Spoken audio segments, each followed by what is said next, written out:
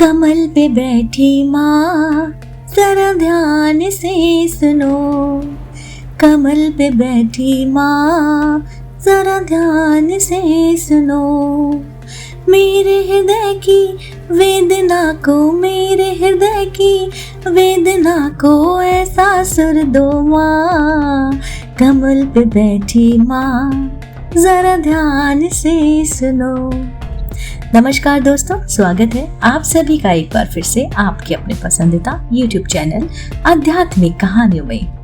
दोस्तों, आज की इस वीडियो में हम बात करने वाले हैं बसंत पंचमी की। जी हाँ, बसंत पंचमी का त्योहार क्यों मनाया जाता है, जाने कैसे हुई थी इसे मनाने की शुरुआत। दोस्तों, वीडियो शुरू करने से पहले मैं आपसे जानना चाहती हूँ कि क्या आपने मेरे चैनल आध्यात्मिक कहानियों को सब्सक्राइब किया है।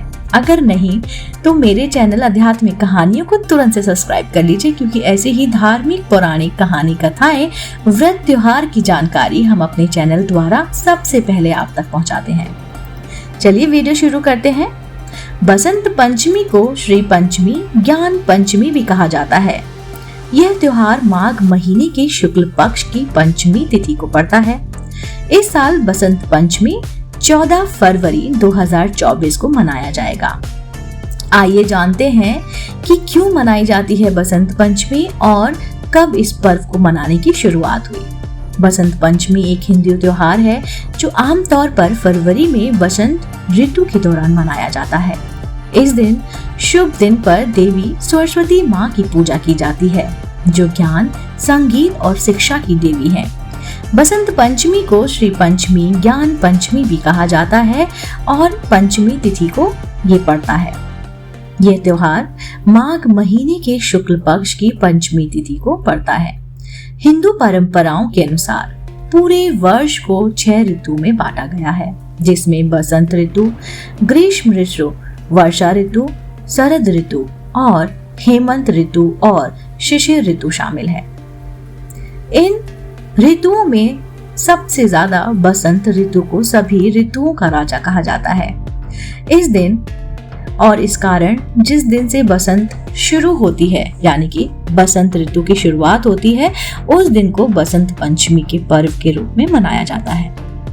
इस साल, जैसे कि हमने आपको बताया, इस साल बसंत पंचमी 14 फरवरी 2024 को मनाया जाएगा। आइए जानते हैं क्यों मनाई जाती है बसंत पंचमी और कब इस त्योहार को मनाने की परंपरा शुरू हुई। बसंत पंचमी, जिसे बसंत पंचमी भी कहा जाता है, जीवन में नई चीजें शुरू करने का एक शुभ दिन होता है। बहुत से लोग इस दिन गृह प्रवेश के दिन नए घर में प्रवेश करते हैं, कोई नया व्यवसाय शुरू करते हैं और या फिर महत्वपूर्ण परियोजनाएं शुरू करते हैं। इस दिन त्योहार को अक्सर समृद्धि और सौभाग्य से जोड़ा जाता है। बसंत पंचमी के साथ यह माना जाता है कि वसंत ऋतु की शुरुआत होती है, जो फसलों और कटाई के लिए एक अच्छा समय है। कड़ाके की ठंड के बाद इस त्योहार को बसंत का पहला दिन, फसल काटने का समय माना जाता है।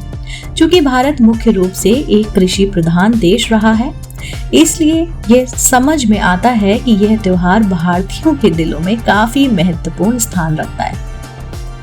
धार्मिक मान्यता है कि इस दिन माँ सरस्वती प्रकट हुई थी, इसलिए इस दिन बसंत पंचमी के दिन माता सरस्वती की विशेष पूजा की जाती है। माँ सरस्वती को विद्या एवं बुद्धि की देवी भी माना जाता है। बसंत पंचमी के दिन माता सरस्वती से विद्या, बुद्धि, कला एवं ज्ञान का वरदान मांगा जाता है। इसलिए लोगों को इस दिन पीले रंग के कपड़े पहनने चाहिए और पीले फूलों से देवी सरस्वती की पूजा भी करनी चाहिए। अच्छा, कैसे हुई बसंत पंचमी को मनाने की शुरुआत, जानते हैं। हिंदू पौराणिक कथाओं के अनुसार ऐसा माना जाता है कि भगवान ब्रह्मा ने इसी दिन ब्रह्मांड का निर्माण किया था। जी हाँ, सृष्टि की रचना करके जब उन्होंने संसार में देखा तो उन्हें चारों ओर सुनसान निर्जन ही दिखाई दिया। वातावरण बिल्कुल शांत था, जैसे कि किसी वाणी ही ना हो, किसी के पास वाणी ना हो। यह सब देखने के बाद ब्रह्म जी संतुष्ट नहीं थे। जब ब्रह्म जी ने भगवान विष्णु जी से अनुमति लेकर अपने कमंडल से पृथ्वी पर जल छिड़का, जल छिड़कने के बाद एक देवी प्रकट हुई। देवी के हाथ में वीणा थी। भगवान ब्रह्म ने उनसे कुछ बजाने का अनुरोध किया ताकि पृथ्वी पर सब कुछ शांत ना हो। परिणाम स्वरूप देवी ने कुछ संगीत बजाना शुरू किया। तभी से उस देवी को वाणी और ज्ञान की देवी देवी सरस्वती के नाम से जाना जाने लगा। उन्हें वीणा वादिनी के नाम से भी जाना जाता है। ऐसा माना जाता है कि देवी सरस्वती ने वाणी, बुद्धि, बल और तेज प्रदान किया। दोस्तों, यह पूजा जो विद्यार्थी होते हैं उनके लिए भी काफी महत्वपूर्ण रखती है। माँ सरस्वती के आशीर्वाद से आप अपने बच्चों को बुद्धि, ज्ञान, संगीत सब चीज प्रदान करा सकते हैं। अपने बच्चों को ये वीडियो दिखाइएगा, माँ सरस्वती की कहानी सुनाइएगा।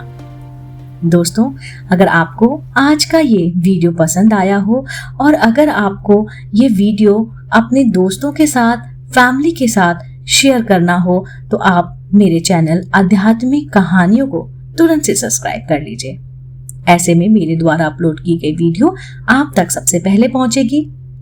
मैं फिर से उपस्थित होती हूँ इसी चैनल पर नई रोचक जानकारी और कहानी के साथ। आप देख रहे थे आपका अपना पसंदीदा YouTube चैनल आध्यात्मिक कहानियां।